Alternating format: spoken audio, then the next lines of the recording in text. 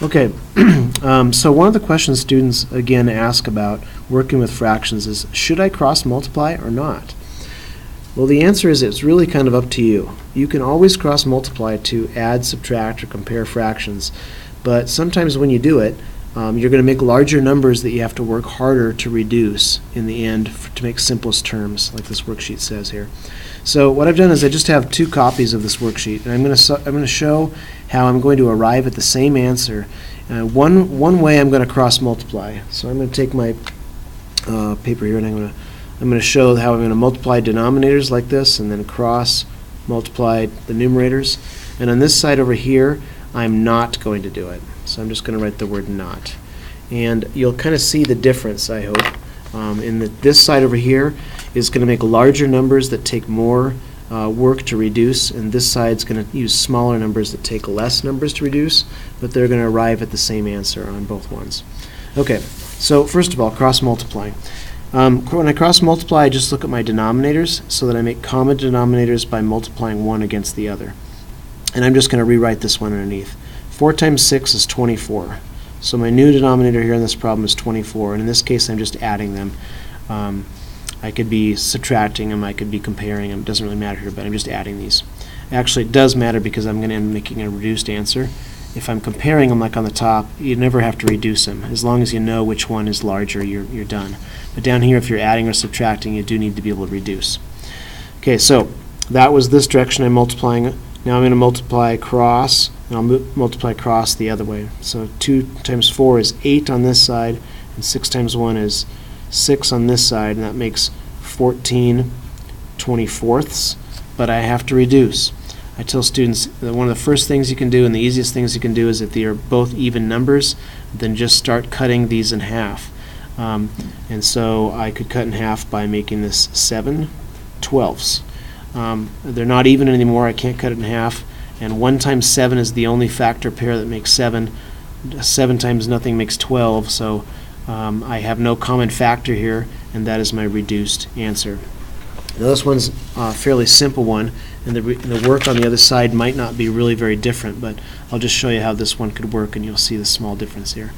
I cross-multiplied to make 24 on this side, but I could also notice that I could make a 6 become a 12 and a 4 become a 12, and then I would have common denominators if I used 12. So let's just say I moved 12 here, and all this is going to do is it's just going to skip this step. Now, on a problem with pretty small similar denominators, skipping one step is really no big deal. But when I'm down here, maybe I'll show this one, it's going to make more sense to use a smaller denominator. This side's going to be more efficient than this side would be over here. Okay, so I doubled my 6 to make 12, so I doubled my 2 to make 4. I tripled my 4 to make 12, so I triple my 1 to make 3, and then that comes out 7 12ths. And all I've done is I've just done it in one step fewer. Okay, so my next one here. My next one on this side's 10 and 25, so I'm going to do my cross multiplication, and 25 times 10 is 250, and on this side over here it's 250. Oh, great, you get to hear the announcements. Anyway, so I've got plus over here, 25 times 5 is 125, 10 times 2 is 20, and now I have 145 2/50ths.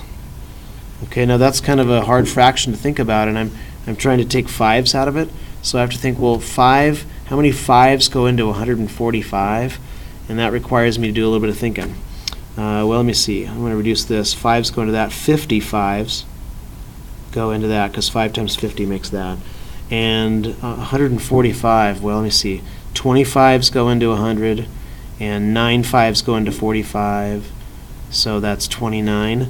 So 29 50ths. And I can't reduce it because 29 is a prime number. 29 shares no common factor with 50. This would be 1 times 50, 2 times 25, 5 times 10, so forth. And none of those factors go into it. So this one's done.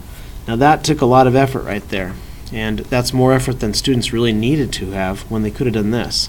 On this side, I've just got 10, and I can make 10 into 50 without too much trouble, and I can make 25 into 50. I can make 25 into 50 like this by doubling it. So if I double my denominator, I double my numerator. And 5 times 10 is 50, so 5 times 25, or 5 times 5 is 25. 25 and 4 is 29 fiftieths. And that was an easier step to get there than this step was right here.